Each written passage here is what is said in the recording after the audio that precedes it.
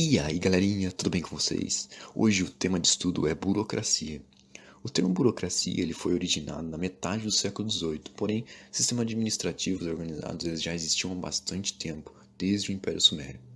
Já na história moderna, existem dois escritores que se destacaram bastante com suas teorias relacionadas a esse tema, sendo eles Karl Marx e John Stuart Mill. Nos anos de 1860, o britânico John Stuart Mill ele teorizou que a burocracia era uma forma distinta de governo, que era separada da democracia representativa e conseguiu demonstrar que as monarquias eram em essência burocracias. Já para a teoria de Max Weber, ela foi influenciada diretamente pela administração pública, porém exportada para todas as atividades. A sua utilização correta, ela buscava eficiência e melhora nos resultados. Para Weber, a burocracia de maneira como a conhecemos, ela teve sua origem entrelaçada às alterações religiosas que foram realizadas após o Renascimento. Seus estudos buscavam estrutura, estabilidade e ordem às organizações através de uma hierarquia. As relações burocráticas, elas são normalmente bastante autoritárias, ou seja, seus subordinados aceitam as ordens de seus superiores, por admitir que a ideia de tais ordens, elas estão amparadas por normas e preceitos legais.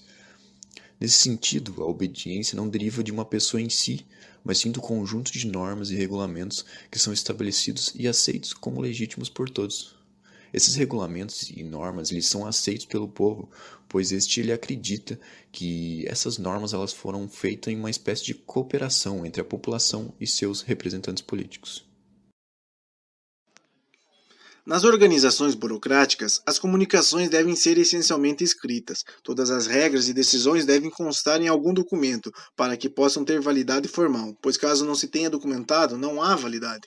Em razão disso, quando nos deparamos com procedimentos tidos como burocráticos, são cobrados vários tipos de documentos e várias vias de papéis assinados. Assim, a divisão sistemática do trabalho é feita de forma que cada um possua cargos e funções específicas, de competências e responsabilidades distintas, visando o pensamento racional e a excelência.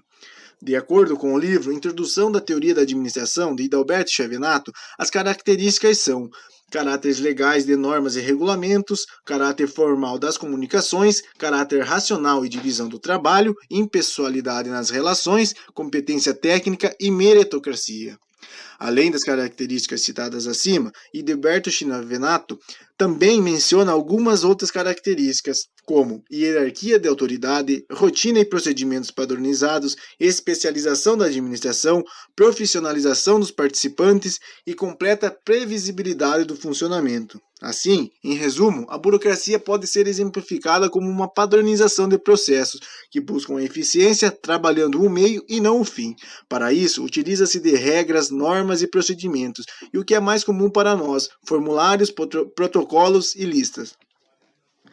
Como traz o Max Weber, ele percebeu uma deficiência na teoria e disse que o compromisso dos subordinados junto às regras burocráticas tende a diminuir gradativamente e enfatizou que as próprias características da burocracia, que buscam eficiência, trazem consequências previsíveis no funcionamento da organização, tornando-a ineficiente. Hoje em dia, é muito comum associar essa teoria com processos demorados e com incontáveis papéis, devido ao surgimento das tais disfunções. No entanto, a teoria de Weber ela passa longe disso. Ela é basicamente a forma detalhada de explicar como as atividades elas são realizadas. Em 1968, Merton ele estudou essas tais disfunções da burocracia, que nada mais são do que um defeito no sistema burocrático. Disfunções como exagero, apego aos regulamentos e excesso de formalismo e de papelório. Porém, mesmo com essas tais disfunções, a teoria da burocracia, quando ela é comparada com as outras teorias, ela ainda se mostra mais eficiente. Como algumas curiosidades, a gente tem que a teoria da burocracia de Max Weber ela teria se popularizado durante a Segunda Guerra Mundial, ali por volta de 1940, mesmo após a morte do autor. A teoria da burocracia ela também surgiu em clara oposição às suas antecessoras, ou seja, a teoria clássica e a teoria das relações humanas. A primeira ela era criticada pelo seu excesso de mecanismos e a segunda pelo seu ingênuo romantismo.